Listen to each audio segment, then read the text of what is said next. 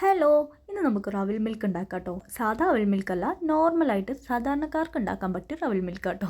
അപ്പോൾ അതിന് വേണ്ടിയിട്ട് പഞ്ചസാരയും പിന്നെ ചെറുപഴവും 2 ഏലക്കായും പാലും കൂടെ ഒഴിച്ചിട്ട് നമുക്ക് നന്നായിട്ട് അങ്ങ് അടിച്ചങ്ങ് എടുക്കാം കേട്ടോ. അപ്പോൾ അതാ അടിച്ചൊക്കെ എടുത്തിട്ട് സെറ്റാക്കി.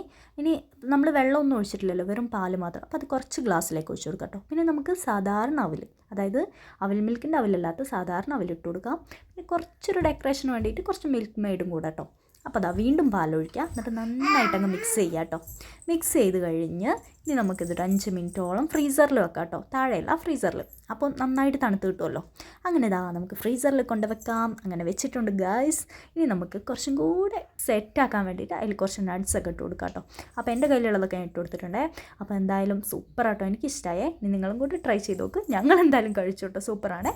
അപ്പോൾ എല്ലാവർക്കും ഇഷ്ടപ്പെടുമെന്ന് വിചാരിക്കുന്നു. ഇഷ്ടപ്പെട്ട സപ്പോർട്ട് ചെയ്യുക, സബ്സ്ക്രൈബ് ചെയ്യുക. Thank you for watching.